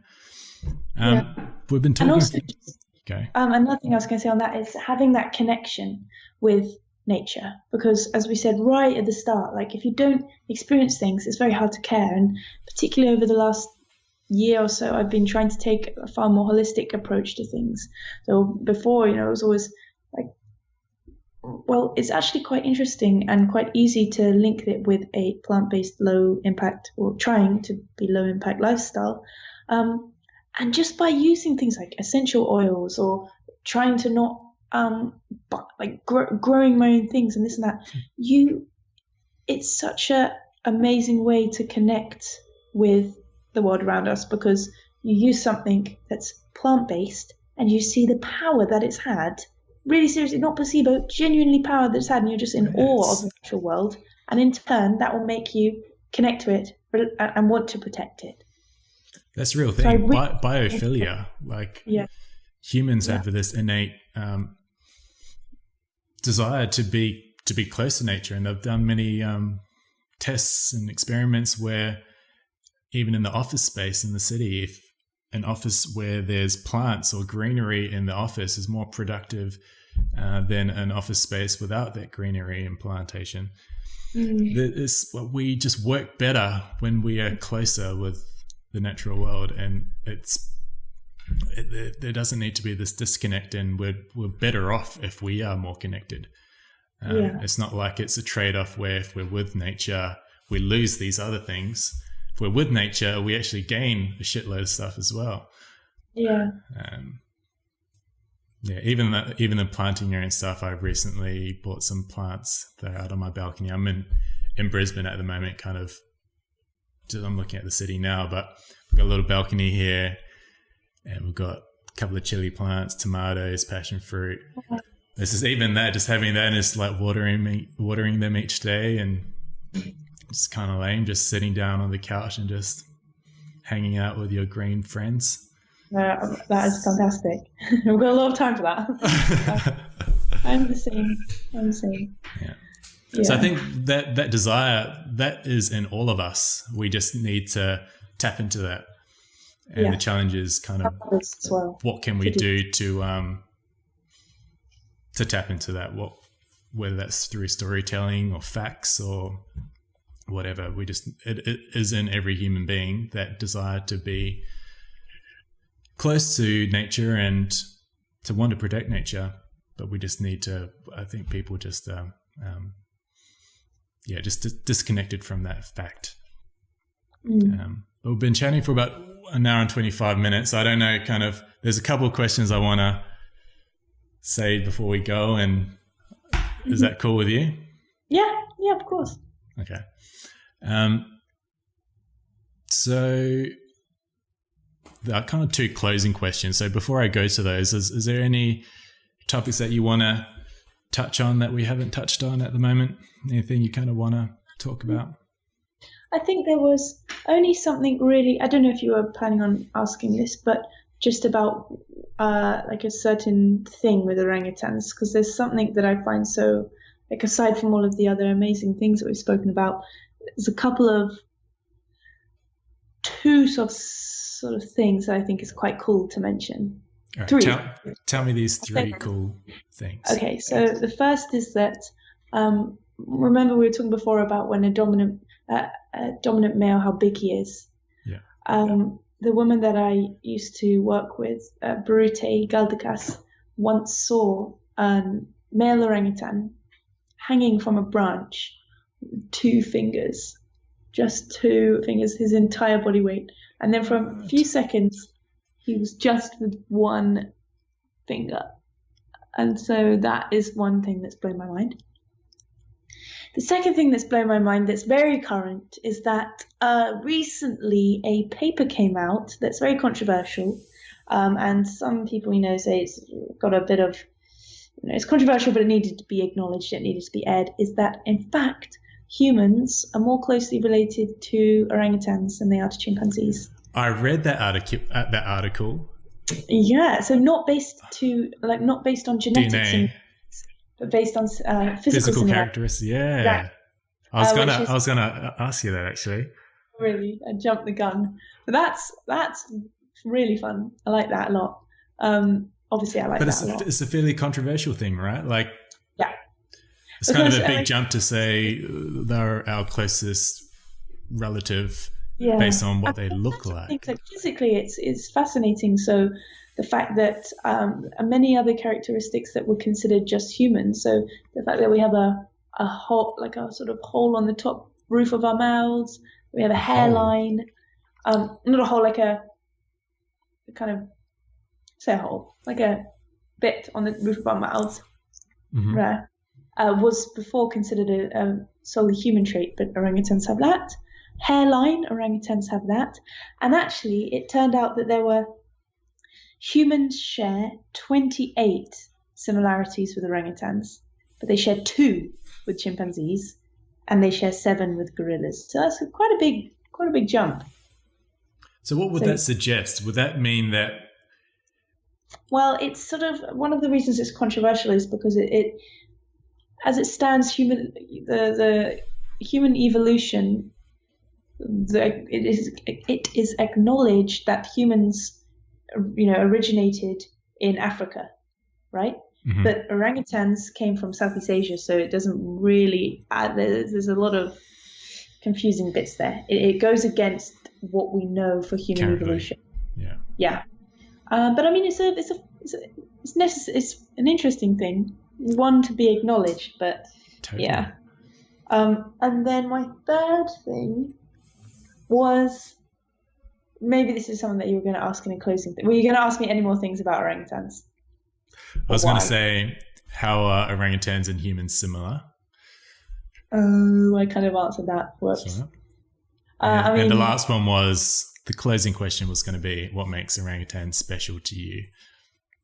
Okay, well, I can probably link this to all of those that above. Okay. That's probably a good thing to end on. So, there are a lot of things that make humans and orangutans similar. Emotions. We've seen like physical characteristics. But one thing that I've always found so intriguing about orangutans, and something that has always stuck with me from spending time with wild orangutans, from studying them, from filming with them, is the fact that unlike gorillas, unlike bonobos, unlike chimpanzees, orangutans are semi-solitary, so they spend the vast majority of their lives alone or with their young. They still have encounters with other orangutans, and the infants can play and things like that. But when I think of orangutans and having orangutans as friends, even observing them or studying them, the way they are with humans, the way they are in their environment, is so fascinating in the sense that they don't need to continuously reaffirm or prove friendships. If one trusts you, the way that you know is that it's let you go close and it hasn't bitten off your hand. It's so effortless, the little glimmer of acceptance, that it looks as if it's kind of almost by mistake, but you know that you don't need to constantly prove this friendship. It's just there. It's so subtle, but so genuine, that it's something that I've tried to really think about with friendships with humans. I mean, you can learn so much from not only our similarities, but our differences with orangutans. And the way that they stare into your eyes, an unblinking gaze for 20 seconds at a time, honestly is just the most all-absorbing thing I've ever encountered in my whole life. But they don't need to stroke you, they don't need to groom you. It's just so much is said in that moment that I'm probably not explaining it very well. It's more that sounds pretty powerful. And the way that they don't, it's just kind of, they don't need us, they don't care about us, but there's a deep connection that's kind of based on just being in each other's presence that I find very mesmerizing. Yeah, I think that's. So it's like they don't need you.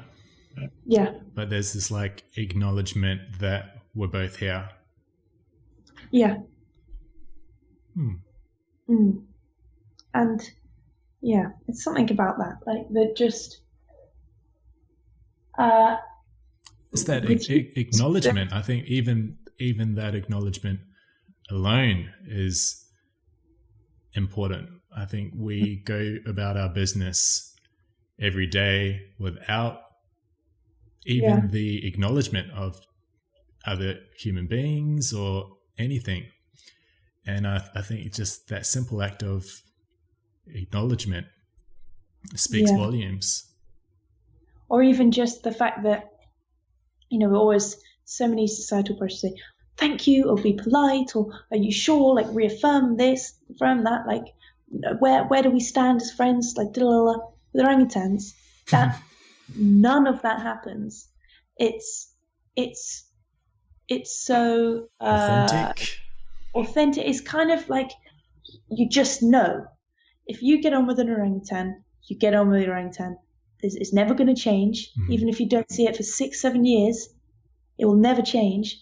But you don't need, if it was a human, you don't need to WhatsApp every Friday to make sure they haven't forgotten about you. It's done. If that connection's there, it's there. Permanent. You don't need to prove it. You don't need to keep it going. It's done. It's gone. I mean, it's not gone. It's forged. It's literally there. And you don't need to prove it. You don't need to constantly check. is there, and that it's almost to me like this trust thing. It's like just through that eye contact, there's this acknowledgement, there's this just trust. You're like, I know, I guess with some humans, it's, people may say one thing, but that isn't always the intention, or there's something else to it. There's it's hard to always trust, or I don't know what I'm really trying to say. I think I know what you're talking about. I'm just trying to put myself in that situation and kind of visualize it and imagine how I'd feel in that situation. Yeah, I'd say, we've got a whole heap of similarities, humans and orangutans. But the major thing that okay, I've got it. The major thing that separates us to orangutans is that orangutans are totally and utterly content in their own presence, their whole lives. Yes. They don't. And they interact. Of course, they interact, and they enjoy interactions. You've seen young play, and then the bond between a mother and an infant is like nothing else. But they don't need to prove that relationship. They don't. If two orangutans that have met a few months ago, a certain fruiting tree that seems to be in fruiting at that time, they may not see each other for 2 months, and then they'll go to a tree. They may not even, go, and they're not going to groom each other, but they just know. It's just they know that where they stand with the other, and they're so totally okay in their own company, because in my eyes, I feel like their company is the forest. Going back to that whole thing that triggered me at the start with the putting the thing back on the branch, their troop, their family is the forest.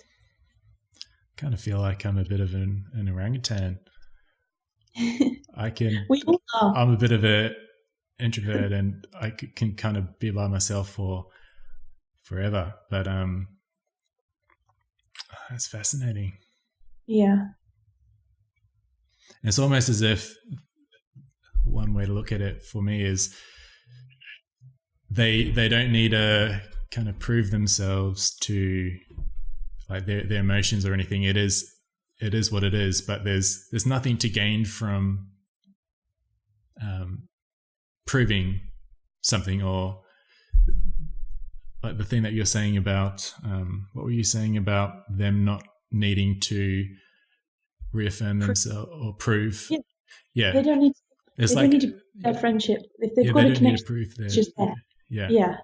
And one way that I look at it is from my own personal experiences. I'm pretending I'm an orangutan right now. Is there's nothing from a practical perspective. There's nothing to gain from trying to prove that.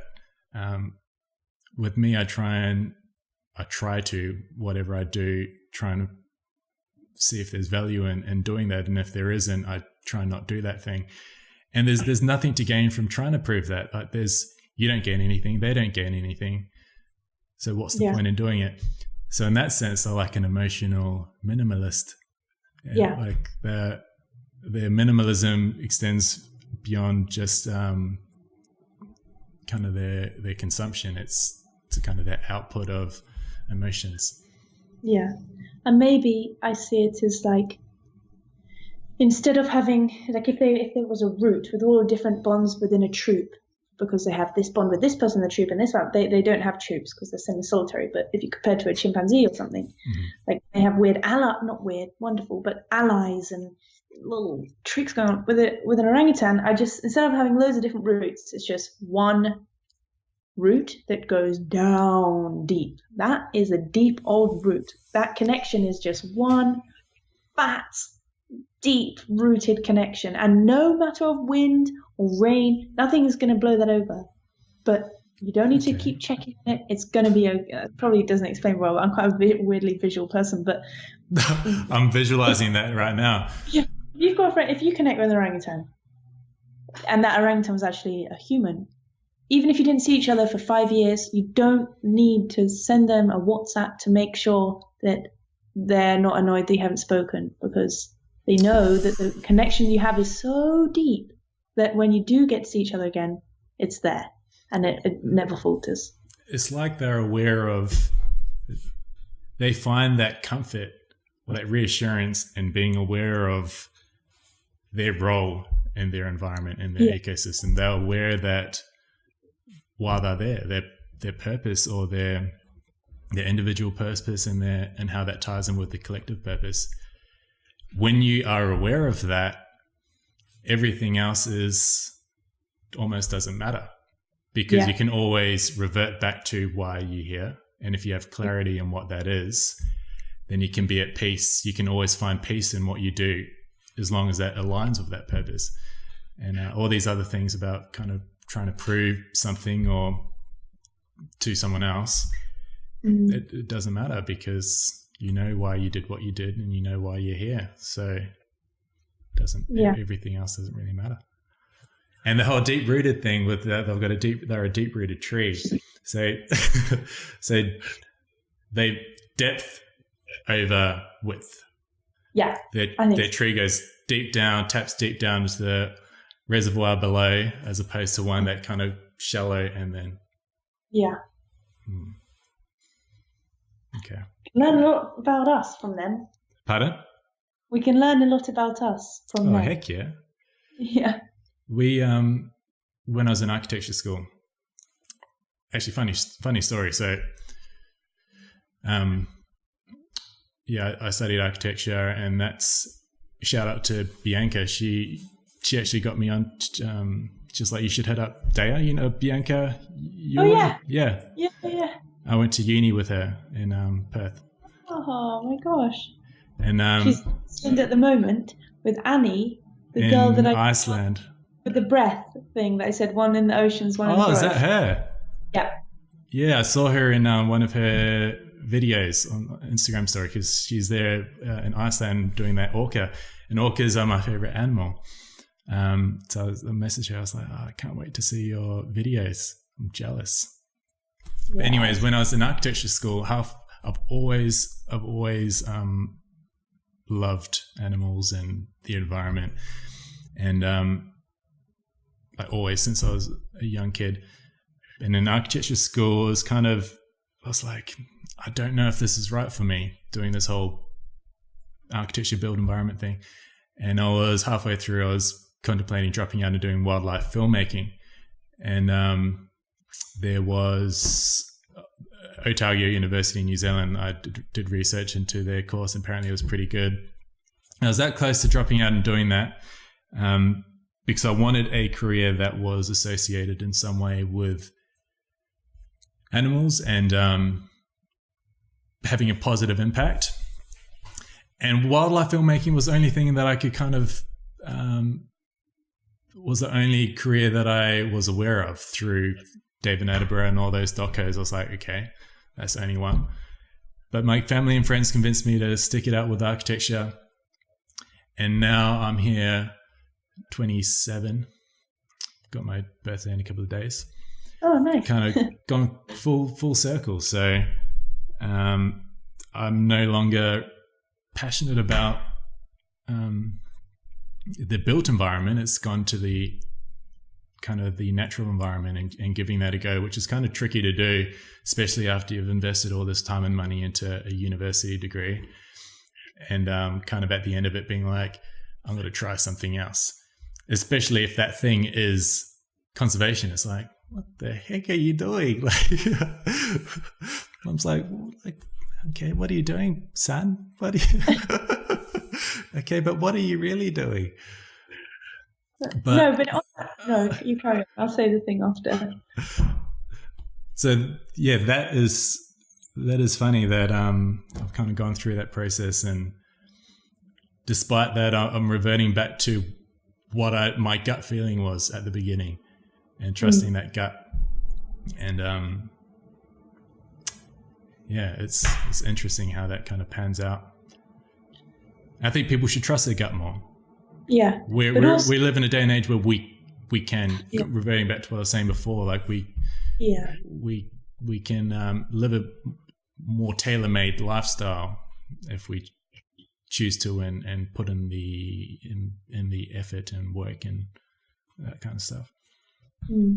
It's interesting though, because when we're talking about solutions and what we can do and what's powerful, even your knowledge of architecture will have a benefit for getting a message across. Like, to think that a fashion brand, a television program, Lacoste t-shirts when they changed the logo to endangered species, like all the more ways that you can combine subjects together, the more powerful the spread of the message will be. It will hit more people. So I think never see like those studies as a time that's unrelated, because everything is related. Like, even the way that you'd be able to tap into it's not about preaching to the converted. It's about getting the people that may not have thought about it before, not only like thinking about it, but that they care, that they can relate. So yeah, I think that's a good thing to remember. Yeah, and I definitely don't regret that process. I think what drew me to architecture in the first place was I've always loved to think. I've always been a bit of a daydreamer in that sense, and architecture was one where you're thinking a lot. You're thinking about an idea, thinking about a concept, and then developing that concept. And that's, I guess, a skill that is transferable to anything. If you can if you can learn how to think about a concept and develop it, everything in the world begins with an idea and a concept. So that's the biggest takeaway that I got from architecture, was kind of going through that process and learning how I personally think of a concept and how I personally would develop that given my personal skill set. Yeah. So was the takeaway. But I mentioned that architecture thing because in architecture, one of my projects was I was designing it was like a apartment, restaurant, office, hybrid building or whatever. And I used, there was biomimicry, biomimicry. Oh, nice. Yeah. And it was on the leaf cutter ants. And the whole process of how they bring in the leaves, and then, that kind of breaks down and feeds the fungus or whatever, creates fungus, and then their larvae eat on that fungus. But it's like a symbiotic relationship with everything, and it's all interconnected. But yeah, biomimicry and the idea of learning from nature is really important, because Mother Nature has been engineering for millions and millions of years, and to think that we can engineer a better product in one generation is kind of a bit ridiculous. We should look to someone that's been doing it for far longer than we have. Seems to make sense to me. Yeah, that's a really good point. It was spoken about in this podcast. I wish I could remember the name of the podcast. It's a Goop podcast, and it was about I can't remember. It was such a good. It was called Shifting from. You know what? I'm just going to find it quickly. It was really fantastic, talking about curiosity and looking at nature, and how to move from consumer to citizen. Consumer to citizen. It's good. It's a good one. Okay, this is officially my longest podcast so far. Just beat my last record of an hour and 44. Maybe they just get longer and longer. Yeah, well, they're pretty long.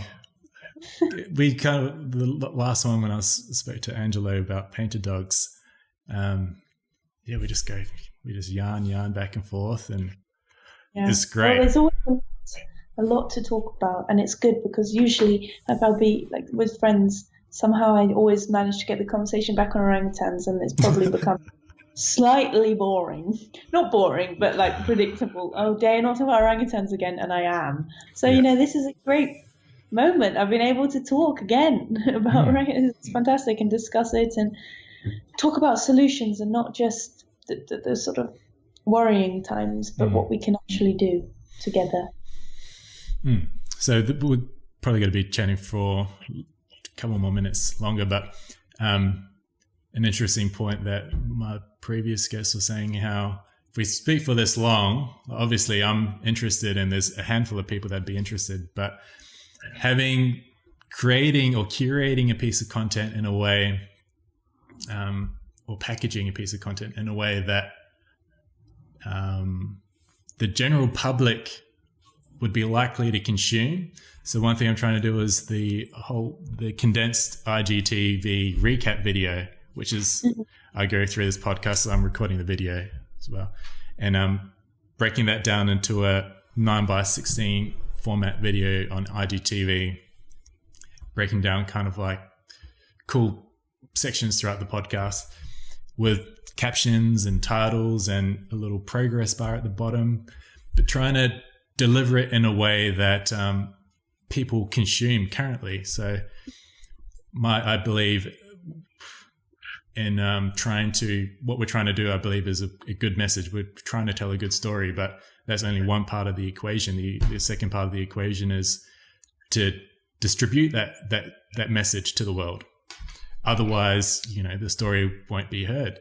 And everyone's at the moment is their attention's on their phone. So you need to kind of come up with a content plan that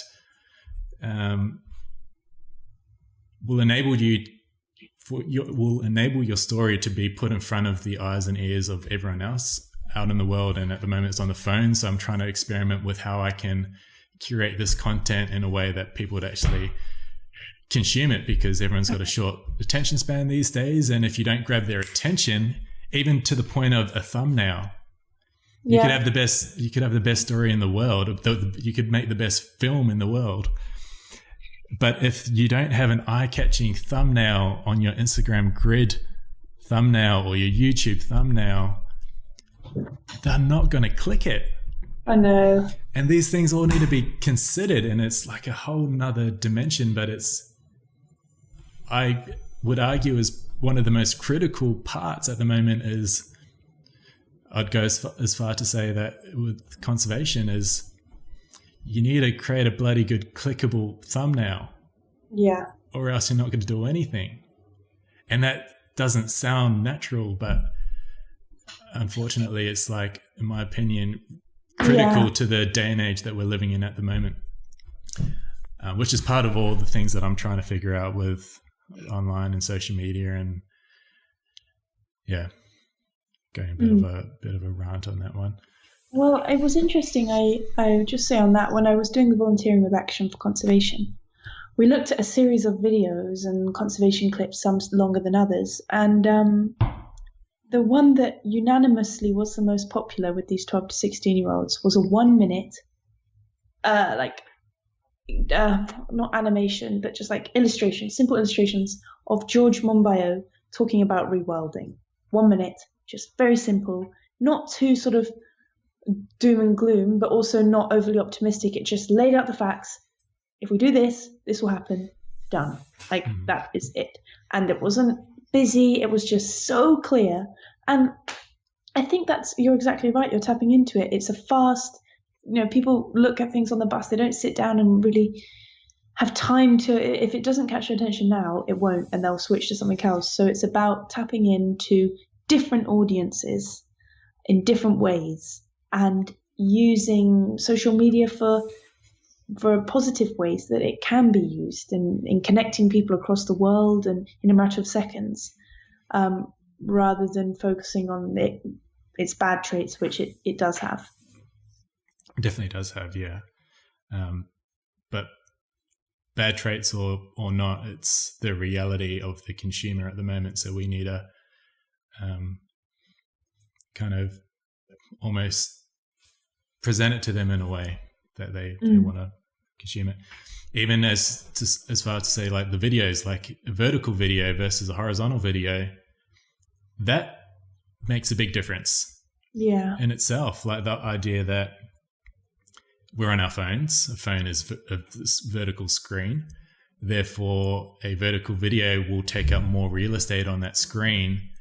Therefore, they're more likely to engage with it, because as they're scrolling, it's going to stay on the screen for a longer period of time. Those things blow my mind, because a good message, a good story, it needs to be backed up with the nuances of the platform that you're posting on and that kind of stuff, and the audience specific to that platform. Yeah, it's crazy. There's a lot of nuances to consider, I feel like, in terms of creating content and delivering content in order to sway someone's opinion. They're all important things. Okay, so finish off on the last question. Okay, which is you touched on that one, didn't you? The what makes orangutan special to you? Yeah. You touched on that, yeah. Okay, so I think we might be done. Wow. Well, we should go for an extra 3.5 minutes so it can just be 2 hours. A few things, if people do want to know any more, I created a film last year back at the place. It's the most beautiful place I've ever been in my whole life. I don't think I'll ever be. I mean, there are beautiful places, but this, hands down, it's unforgettable. And I was able to make a film with the Orangutan Foundation International that showcased like a crazy relationship between a man and an orangutan, a male orangutan. There's big ones that we were talking about before. And yeah, if anyone did want to watch that, that's on YouTube and Vimeo, but YouTube is probably easier. Which I'm sure, it's called The Lost Person of the Forest, and you can find it that way. And otherwise, all the other incredible documentaries that are out are ones to watch.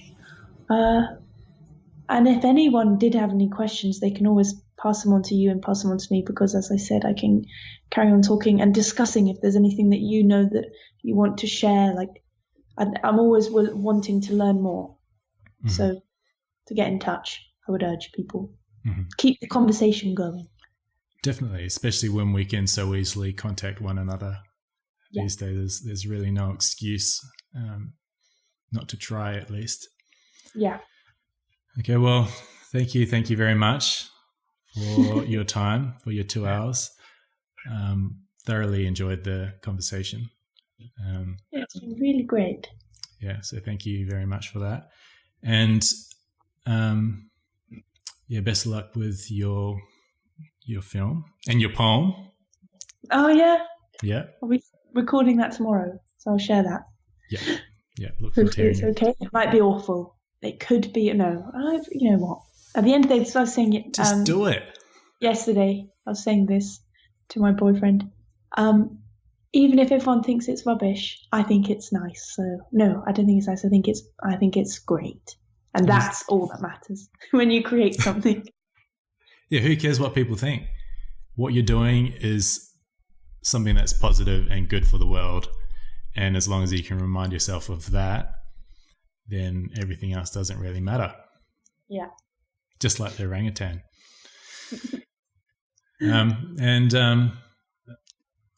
I'd love to catch up again in the future for maybe another chat and an update. Yeah. Do you know because you're obviously involved with the space, and do you know of anyone that would potentially would love to chat about issues like not necessarily orangutans, but related people doing similar work in the field? Or linked to... Or just other people like yourself or myself that... A lot of people. I feel like I could send you a list of a few people that would be really interesting to have on board to provide different insights and experience and stories and things. So maybe I can message their handles. Message me the handles. Definitely. I'll reach out to them because I want to try and this whole idea with the conservation tribe is to try and build a tribe of people that are working towards the same goal. And it's not purely just researchers and scientists, it's everyone that is wanting to contribute. So artists, even I'm thinking of doing podcasts with a bloke in America who started he's like myself. I'm an architect. I'm not a zoologist or biologist. I'm just love animals. But he's in a similar boat, and his side hustle is he started a Instagram page dedicated to raising awareness for pangolin. Wow. Yeah. And even just that idea, like, I think that's really important. To me, it's kind of like a mini conservation organization. It's one that's dedicated. It's lightweight, and it's lightweight and it's fast, as opposed to the traditional charity where it's obviously doing great work, but it's harder to establish. It's heavy, and it's heavy, and it's, I guess, slower. It's slower because it's doing important, like, massive stuff. But a Instagram page where it's the entry is easy. Just create an account and you can actually do work. So I want to chat to him about why he started that, and hopefully inspire other people to get on board and start a page dedicated to a topic that they're passionate about, and raising awareness, but then also trying to mitigate the fake news, because that's another issue. But that's another topic, is trying to figure out how we can avoid fake news and establishing reliable sources for information. But yes, we've made it past 2 hours. So thank you again. And thanks for having me. Thank you. And I will maybe I'll create a Dropbox share folder with you, and the audio and the videos and whatnot I can chuck on there. And moving forward, if we want to send each other stuff, we've got a share Dropbox folder, so we Great can easily do that. Cool. That's a good idea. Yay! Well, have a lovely rest of your day. I don't know what time it is. I feel like it's the morning. No, it's 2:20 in the afternoon. Yeah. And you're a whole day ahead of me. That's always weird. Yeah, I'm ahead of you. It's so bizarre. Oh, so weird. Yeah. You're Thursday, right? Huh? You're on Thursday. Thursday. Yes, Thursday. You're Wednesday night. It's so weird. Yeah, it's one thing I'm definitely like. The time zone difference with us is actually pretty decent, but some of them it's like really tricky. So it's because I don't have a good lighting setup or whatever. I try and do it so that I'm recording my daytime, so I get sunlight. Yeah. But sometimes it's really tricky to do that with people's time zones, and it's literally my daytime's 3 a.m. or whatever. So it's tricky. My God. We make it work. Yeah. Okay. Well, it's been really great chatting. And I'll message you probably tomorrow with the contact details of other people. That could be good. Totally. Okay. Thank you. And nice meeting you virtually. Yeah, you too. And best luck with everything, and I'll chat to you later. Okay. Bye. Right. Bye.